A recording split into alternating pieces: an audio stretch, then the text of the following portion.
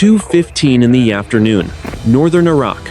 Two American F-16 Fighting Falcons were cruising at 30,000 feet along the jagged edge of the Zagros Mountains. This was a routine combat air patrol. But today, the radar screens were lying to them.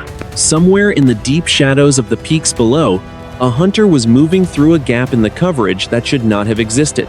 The sun hit the cockpit glass of the lead fighter, casting long shadows across the instrument panel. Below the aircraft, the mountains looked like a rusted blade cutting through the orange haze of the desert floor. The air at this altitude was thin and freezing. To the pilots, the world seemed vast and empty. It was a deceptive piece. Major Elias Thorne, call sign Maverick 11, adjusted his oxygen mask. He had flown this border 100 times. He knew every ridge and every radar blind spot, or he thought he did. His wingman, Lieutenant Miller, was positioned 500 meters to his right. Miller was young. This was his first deployment to the region. The major spoke into the radio. Maverick 1-2. Check your fuel state. The wingman responded immediately. 1-1. I am at 6,000 pounds. We are good for another hour. Copy, Thorne said. Keep your eyes on the border. Ground control reported some unusual activity near the pass 10 minutes ago. Thorne glanced at his tactical display. The screen showed a clean sky. There were no transponders and no suspicious returns. The electronic warfare suite was quiet. In modern aerial warfare, silence is usually a sign of safety. Today, it felt like a warning. 60 miles to the east, inside Iranian airspace, a different story was unfolding. A MiG-29 Fulcrum sat low in a valley. Its twin engines were screaming, but the sound was trapped by the high stone walls of the canyon. The pilot was Captain Reza Karim. He was not using his radar. He did not need it. He was being guided by ground observers who had been watching the Americans for 20 minutes. Karim checked his master arm switch. It was off. His mission was not to start a war. It was to prove a point. The American fighters were patrolling a line they believed was secure. Karim intended to show them that the line was an illusion. He pulled back on the stick. The MiG responded with a surge of power, climbing steeply along a vertical rock face. He stayed within the radar shadows, using the massive bulk of the mountains to hide his heat signature from the American sensors. Inside the F-16 cockpit, Major Thorne felt a sudden, inexplicable prickle of sweat on his neck. He looked out toward the east. The Zagros Range was a wall of brown and gray. It looked deserted, but Thorne was a veteran. He knew that the most dangerous threats were the ones that did not make a sound on a speaker. The major keyed his mic again. Maverick 1-2. Tighten it up. I want a visual sweep of the lower ridges. Something feels off. Copy. Lead. Miller replied. I am moving to observation right. The two fighters banked slightly. Their engines left thin white trails against the deep blue of the high-altitude sky. They were the most advanced multi-role fighters in the world. They were equipped with sensors that could see for 100 miles. Yet, they were currently flying over a tactical blind spot created by ancient geography and modern cunning. The Iranian pilot, Captain Karim, reached the top of the ridge. He did not level off. He stayed low, hugging the terrain as he crossed the invisible line in the sky that marked the border. He was now in Iraqi airspace. He was behind the Americans. He was below their radar floor. Karim spoke to his ground controller in a low, steady voice. I have the targets in sight. 2 F-16s. They are not aware of my presence. The controller responded. Maintain radio silence. Approach from the sun. Do not activate your fire control system until you are within 5 kilometers. Karim did not reply. He focused on the 2 silver dots in the distance. They were beautiful aircraft, precise, deadly, and completely exposed. He felt a surge of adrenaline. This was the ultimate test of a pilot's skill. He was the ghost in the machine. He began his final approach, banking his MiG-29 into a long, sweeping curve that would bring him directly to into the blind spot of the lead American fighter. The afternoon was still quiet. It would not stay that way. 2:22 in the afternoon. Inside the cockpit of Maverick 1-2, Lieutenant Miller scanned his instruments. His eyes moved from the fuel gauge to the horizontal situation indicator. Everything was within normal parameters. Then, he saw it. A single green flicker appeared on the corner of his tactical data link. It stayed for less than a second. It was a faint return. It was shaped like a bird, but moving like a missile. Then, it was gone. Miller felt a tightening in his chest.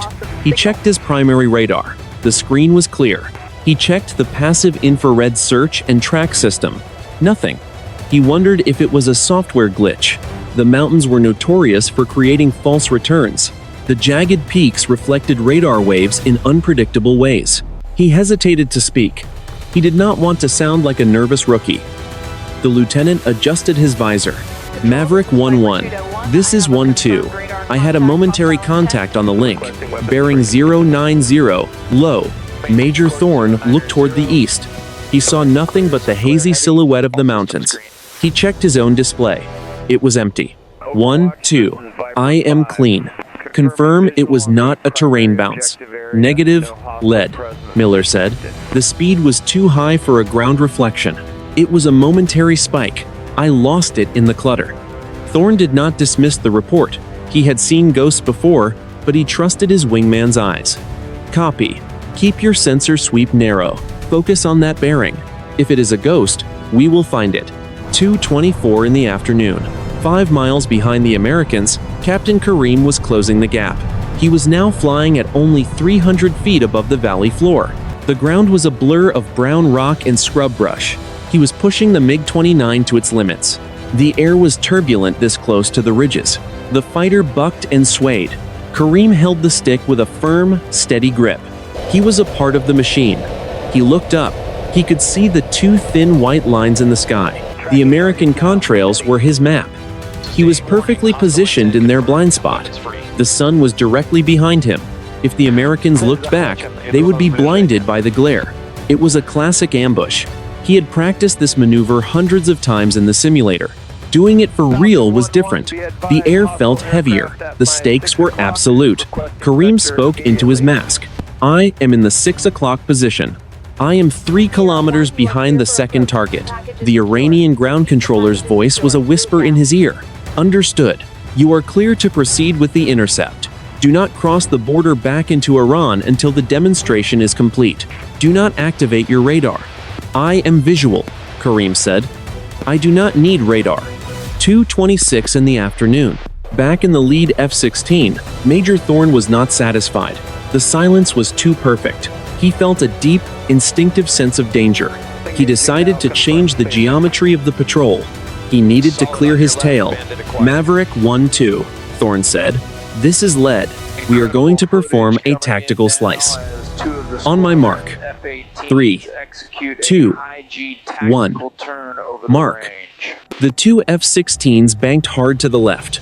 The move was designed to expose any aircraft following them. As the jets turned, their sensors swept across the empty air behind them. For a split second, the radar on Miller's jet locked onto something solid. The alarm in his helmet gave a sharp, high-pitched chirp. It was a search and track tone. It was real. Miller's voice went up an octave. Lead. I have a lock. Contact. 6 o'clock. He is right on us. Thorne looked over his shoulder. He saw it.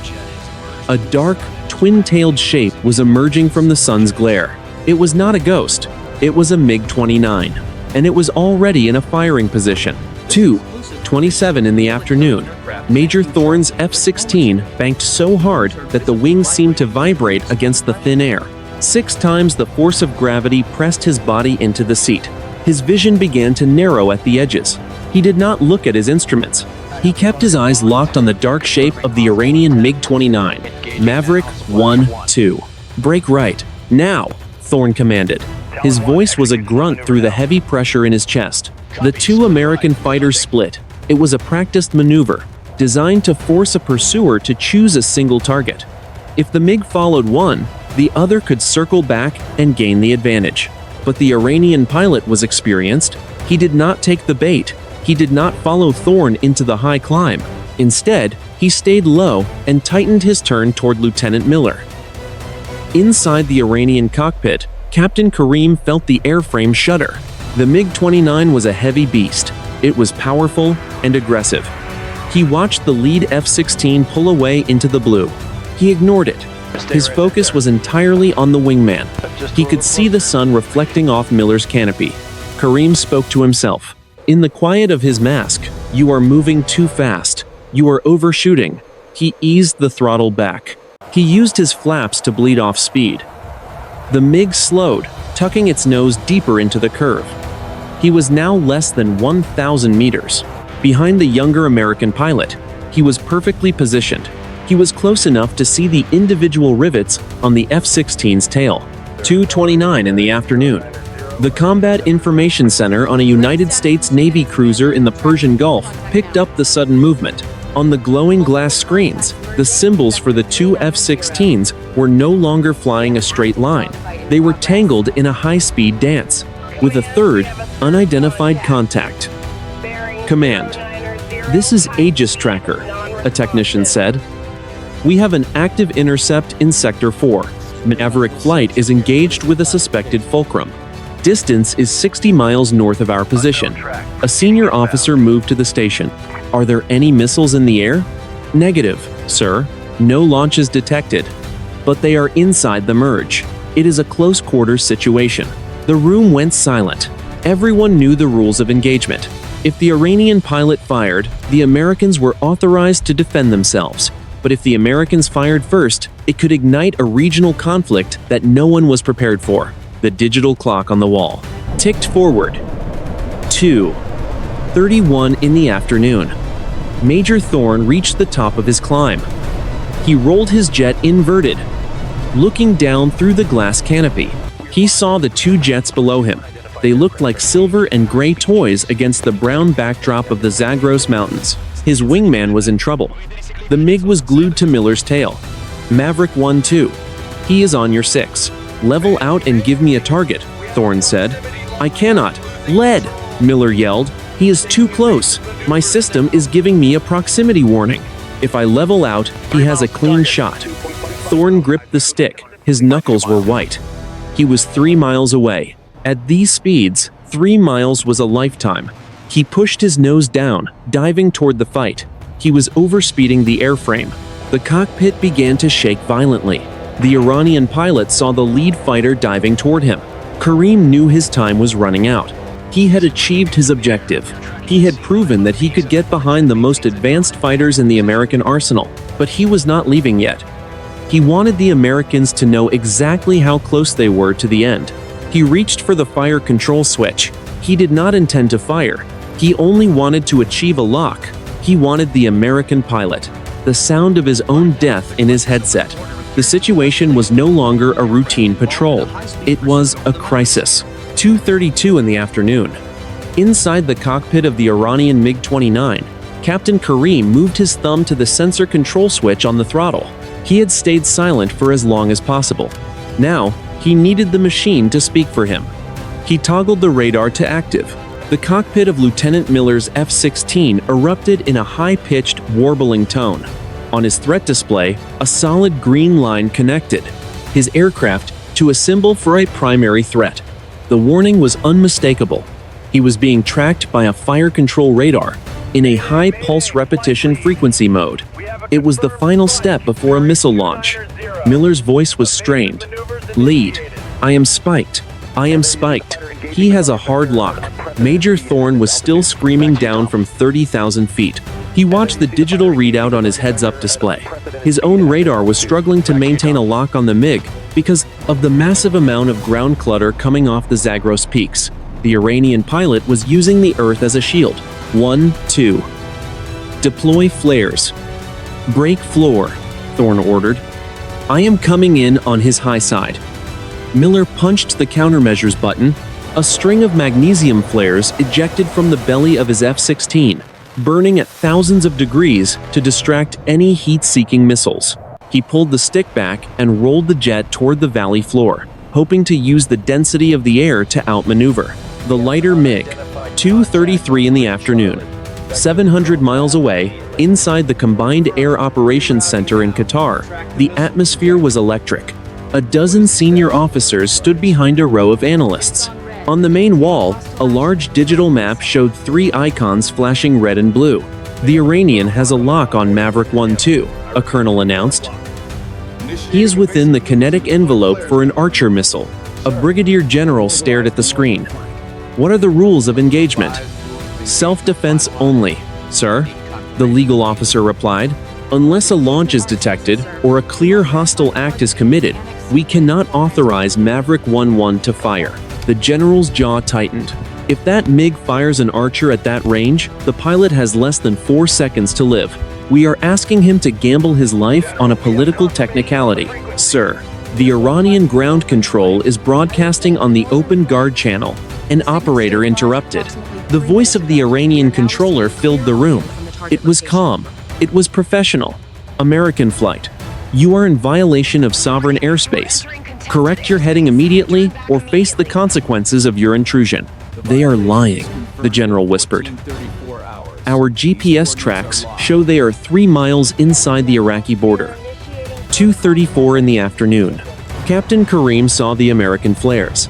He knew the younger pilot was panicked.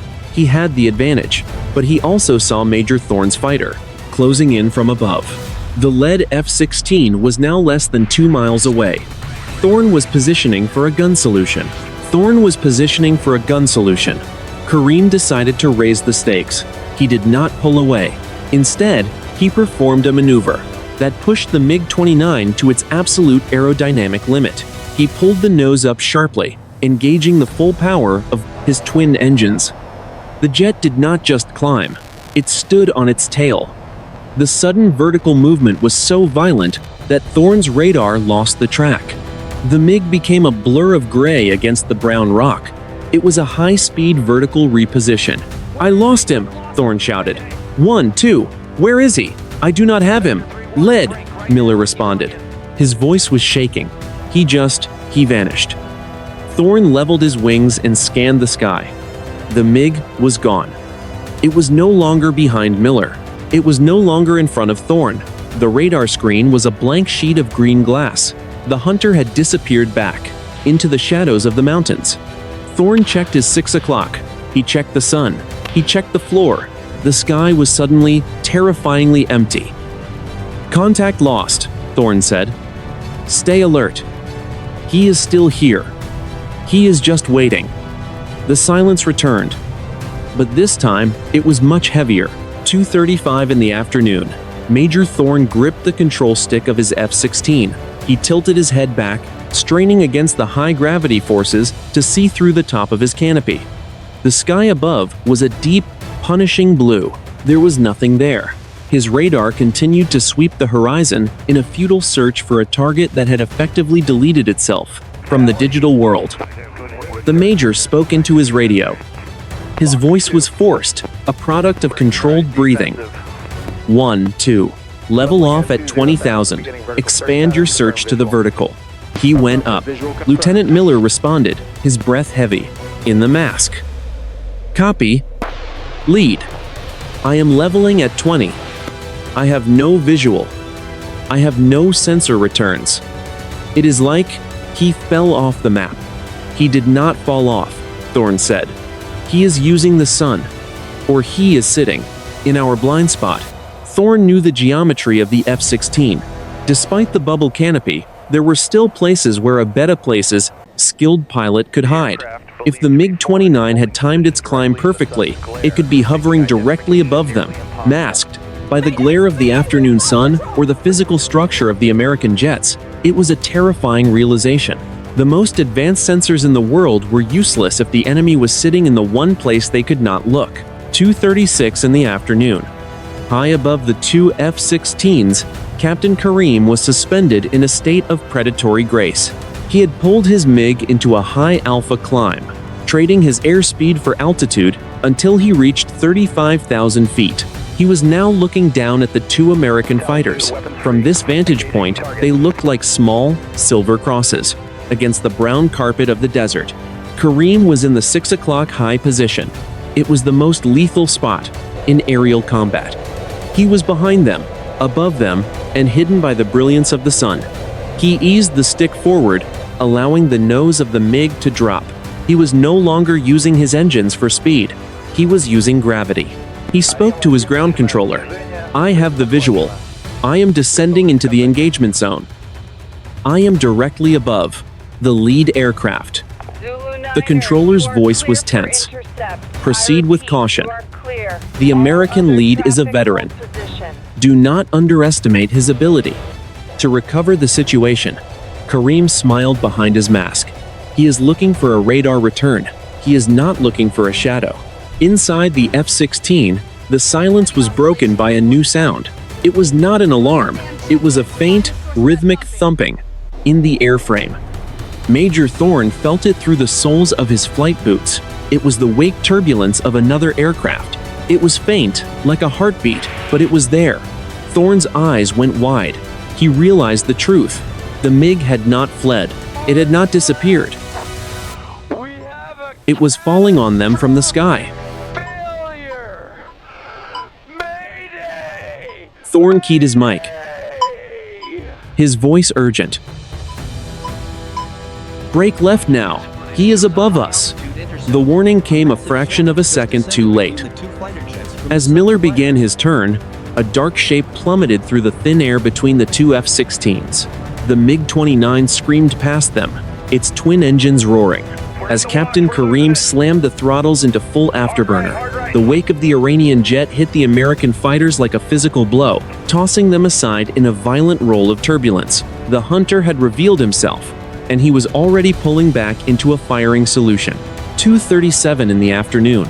The sky exploded into chaotic motion. The Iranian MiG-29 was no longer a shadow. It was a blur of gray steel and twin-engine fire.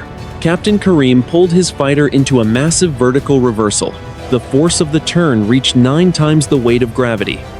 The airframe groaned under the stress. Kareem's vision went dark at the edges. He breathed in short, sharp bursts. He ignored the pain. He had the angle. In the second F-16, Lieutenant Miller was fighting for control.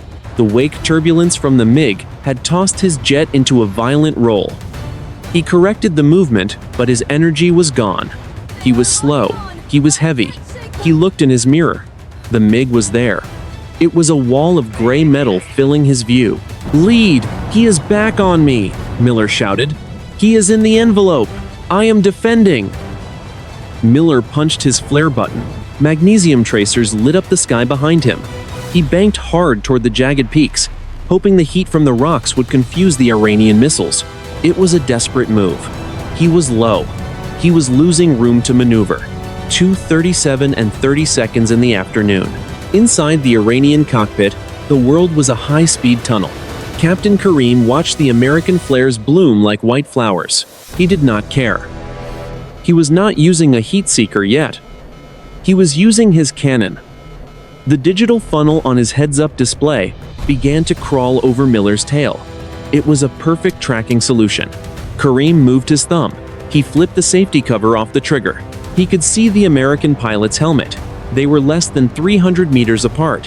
One burst of the 30mm cannon would tear the F-16 apart.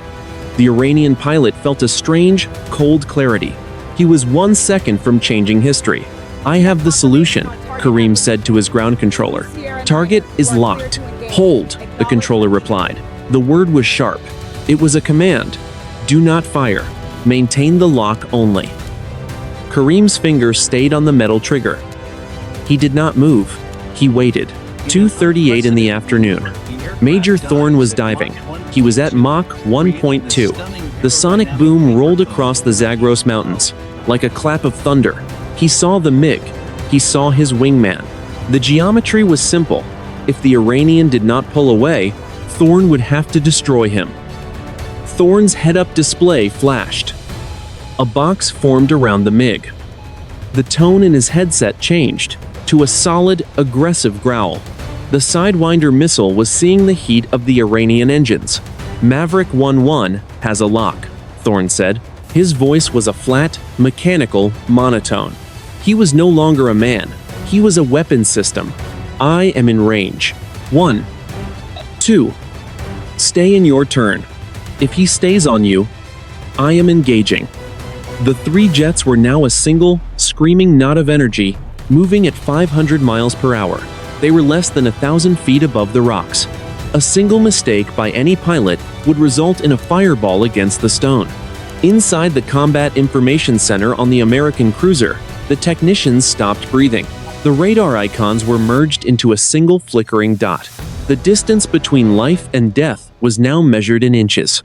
Thorne's thumb pressed against the red button on his stick. The first stage was engaged. The missile's cooling system activated. The world slowed down. He saw the MiG's afterburners. He saw the sunlight on the Iranian canopy. He waited for the MiG to fire. He waited for the signal to end it. The mountains were silent witnesses. The air was thick with the scent of burnt fuel and ozone. The triggers were ready. The engines were screaming at their limits. 2:39 in the afternoon. The world of digital certainty vanished in a heartbeat. Major Thorne felt his thumb tighten on the trigger. He was milliseconds from releasing a Sidewinder missile. Then, the green glowing lines of his head-up display began to jitter. The solid box around the Iranian MiG shattered into 1,000 dancing pixels. The aggressive growl of the missile lock in his headset was replaced by a deafening, static roar. Thorne blinked. He shook his head. Maverick 1-2. My sensors are down. Everything is blank. At the same moment, Captain Kareem's world went dark. The sophisticated cockpit of his MiG-29, usually a symphony of light and data, became a tomb of cold glass. The radar screen turned a flat, lifeless gray. The funnel he had used to track the American wingman dissolved. Kareem shouted into his mask. "Control, I have total system failure. What is happening?" There was no answer from the ground. The radio was a wall of white noise. It was as if a giant hand had reached down from the heavens and smothered every electronic signal in the valley. The three jets were now flying blind. They were no longer guided by computers or long-range sensors. They were three men in metal tubes, traveling at hundreds of miles per hour, locked in a tight circle of death, by nothing more than visual contact and raw instinct. Then, the static on the emergency guard channel cleared. It was not a gradual fading. It was a sharp, clinical cut. A new voice filled the cockpits of all three aircraft. It was calm. It was authoritative. It did not belong to any of their controllers. The voice spoke in English. All aircraft in Sector 4. This is Blue Sentinel. You are operating in a saturated electronic environment. Cease all hostile maneuvers immediately. Authentication code. Whiskey. 7. 9. Tango.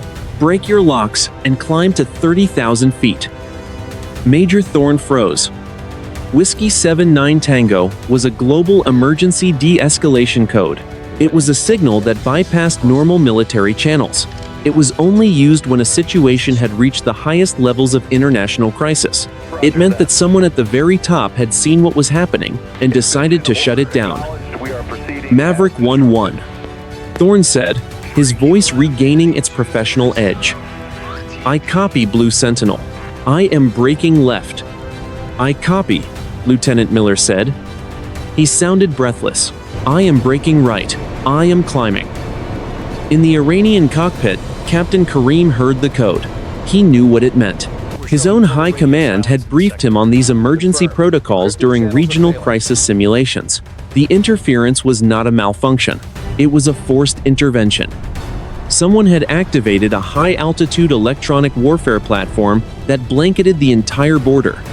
Kareem looked out of his canopy. He saw the two American fighters peeling away like silver leaves in a windstorm. He pulled his own stick back. He was no longer a hunter. He was a pilot trying to understand why the sky had suddenly gone silent. The physical pressure of the high-gravity turns began to fade. As the jets separated, the immediate threat of a missile launch was gone, but the mystery had only just begun. The electronic blackout remained absolute. The digital maps were dead. The global positioning system was offline. The three pilots were alone in the sky above the Zagros. They were no longer fighting each other. They were fighting to maintain control in a world that had suddenly lost its pulse. The pivot had happened. The war that was supposed to start in this valley had been stopped by a power neither side could see. 2:40 in the afternoon. The sudden silence in the headsets was more jarring than the alarms. Major Thorne leveled his wings at 30,000 feet. He looked to his left. His wingman, Lieutenant Miller, was tucking into a standard trail position. The young pilot was flying well, but Thorne could see the slight wobble in Miller's aircraft. The lieutenant was shaking. It was the natural reaction to a near-death experience. Thorne turned his head to the right. There, 500 meters away and slightly lower, was the Iranian MiG-29. Without the green glow of the radar or the digital boxes of the head-up display, the Russian-built fighter looked different. It looked like an antique of the Cold War. It was a beautiful, lethal machine of curved metal and smoking engines. For the first time since the Intercept began, it was not a target. It was simply another aircraft. It was a piece of engineering piloted by a human being, who was likely feeling the same cold sweat Thorne felt. Thorne keyed his radio. The static was gone, but the long-range channels were still dead. Only the short-range, line-of-sight frequency was working. Maverick 1-2. Status, Thorne said. 1-2 is functional. Lead. Miller replied. His voice was thin and strained. I have no radar. My navigation is down. I am flying by the seat of my pants. Lead. What was that? Stay on my wing, Thorne said. We are not engaging. I repeat, we are not engaging. We are following the deconfliction code. Inside the MiG, Captain Karim was doing exactly the same thing. He had his hands away from the weapon controls. He was staring at the lead American fighter. He could see the American pilot's helmet turning toward him. There was no hostility in the movement. There was only a mutual, exhausted recognition. They had both survived a moment that should have killed them. They had both been seconds away from a decision that would have defined their lives and the history of their nations. Karim's radio crackled. It was not his ground controller. It was the same neutral voice from before. The Blue Sentinel. Iranian pilot. You are 3 miles west of the border. Turn to heading 090. American flight. You are at the edge of the Iranian flight information region. Turn to heading 270. Separation must be maintained at 10 miles. Karim did not hesitate. He had no way to navigate back to his base without his satellite navigation, but he knew the geography of the Zagros. He knew where the sun was. He banked his MiG to the east, moving toward the brown peaks. He did not look back. He had made his point. He had touched the Americans. He had proven that the ghost in the mountains was real. 2:43 in the afternoon. Hundreds of miles away, the Blue Sentinel platform continued its work.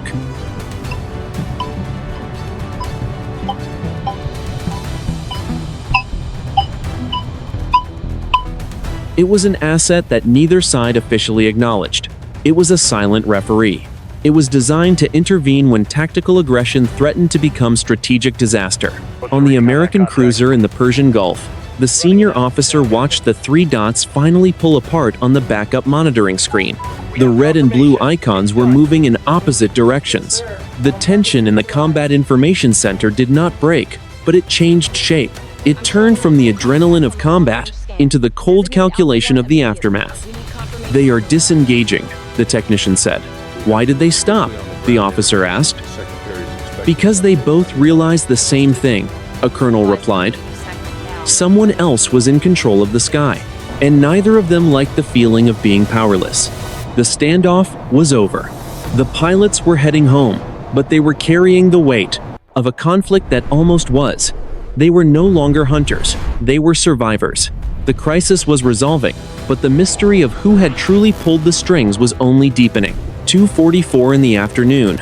The electronic fog began to lift. Major Thorne watched as his primary flight display flickered back to life.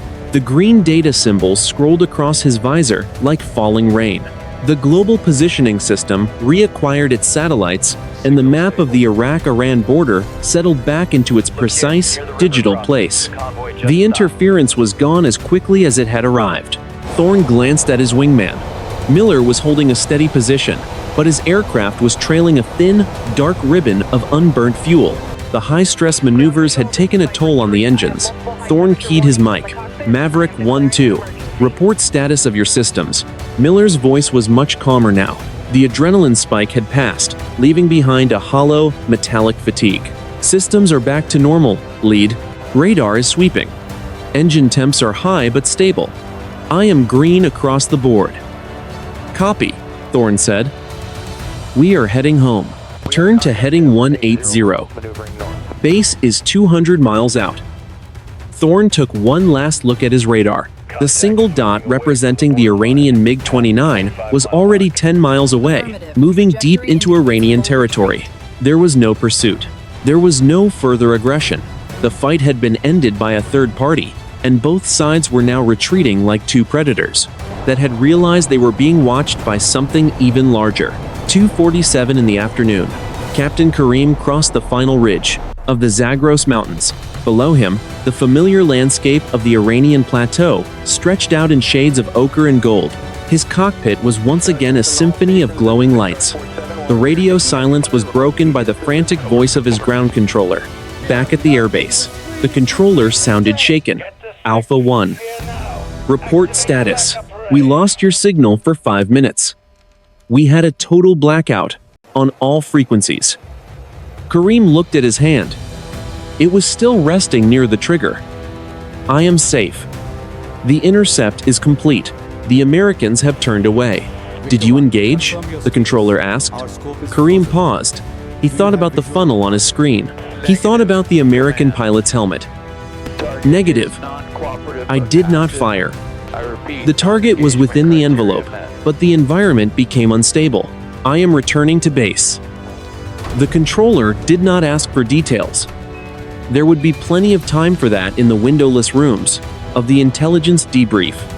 For now, there was only the sound of the wind rushing past the canopy and the steady hum of the engines. Karim felt a strange sense of relief. He had proven his skill, but he had not been forced to carry the considerable engine in. Weight of a war on his shoulders. 2:50 in the afternoon. The two F-16s were now high above the Iraqi desert. The jagged peaks of the border were a distant memory on the horizon. The sun was beginning its long descent toward the west, turning the sky into a bruised purple. Lead. Who was Blue Sentinel? Miller asked. Thorne did not answer immediately. He looked at the empty sky around them. In the world of high-stakes geopolitics, there were ghosts that even the pilots were not supposed to know about. There were systems designed to prevent the world from burning, even if they had to break the rules to do it. It does not matter, Miller, Thorne said. What matters is that we are still flying, and they are still flying. It felt like someone pulled the plug on the whole world, Miller whispered. Maybe they did, Thorne replied. Keep your eyes on the horizon. We are not home yet. The two fighters moved through the quiet air. The mission was over. The crisis had passed. But as the pilots flew toward the safety of their base, they both knew that the silence of the afternoon was not peace. It was simply a pause. The lines on the map remained, the tension remained, and somewhere, the Hunter and the Guardian were both preparing for the next time the sky became a very small place. 3 days later, in Sirlik Air Base, Turkey. The windowless briefing room was filled with the smell of stale coffee and the low hum of high-powered computers. Major Elias Thorne sat at a long metal table, watching a grainy playback of his own head-up display. The video showed the dark, twin-tailed silhouette of the MiG-29 as it plummeted through the sky. Beside him, Lieutenant Miller sat in silence. Both men were wearing their olive-drab flight suits. They looked tired. The physical exhaustion of the flight had faded, but the mental weight of the encounter remained. Across from them sat a group of intelligence officers and electronic warfare specialists. They were not interested in the drama of the dogfight. They were interested in the data. They focused on the 5 minutes of total electronic silence that had ended the standoff. A colonel tapped a pen against the table. Major Thorne, the analysis of your flight data confirms a localized, high-power microwave burst centered on your coordinates. It was a surgical strike against the sensor suites of all 3 aircraft. It was not Iranian. It was not American. Thorne looked at the screen. Then who was it, sir? The colonel leaned back. Official records will state that the interference was a solar flare or a technical malfunction caused by the high mineral content of the Zagros peaks. But we know that is not the truth. The signature matches an experimental platform designed to prevent accidental escalation in contested zones. It is a safety switch for a world that has become too dangerous for its own good. The room went quiet. The officers knew the implications. In the age of supersonic stealth and long-range missiles, the margin for human error had reached zero. The technology that was designed to make war more efficient was now being used to make it impossible to start. 5 days later. Tehran, Iran. Captain Reza Karim stood on the flight line, watching a new squadron of MiG-29s take off into the hazy afternoon sky. He had been awarded a commendation for his skill during the intercept. The official Iranian report claimed the Americans had been chased away by superior tactics. Karim knew better. He remembered the feeling of the dead stick in his hand. He remembered the American pilot looking at him through the glass. He spoke to his commanding officer in a low voice. "The Americans are not our only problem, General. There is something else in the sky, something that does not take sides." The general did not look at him. "Our job is to protect the border, Captain. We do not concern ourselves with ghosts. We do not concern ourselves with ghosts. We concern ourselves with the next mission." Military analysts would later study the Zagros encounter as a landmark event in modern aerial history.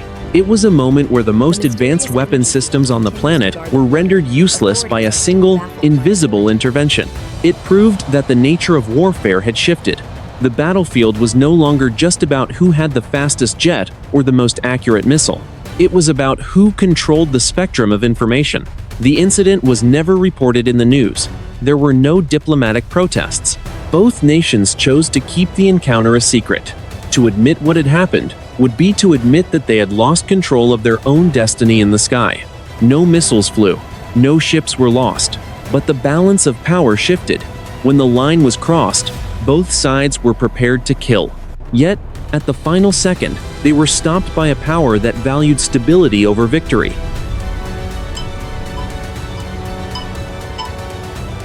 But on that afternoon, over the Zagros Mountains, history was defined by silence. It was decided not by the pilot who fired first, but by the professionals, who realized that in the modern world, the ultimate victory is the choice not to fire at all. The morning was still quiet, and for now, it would stay that way.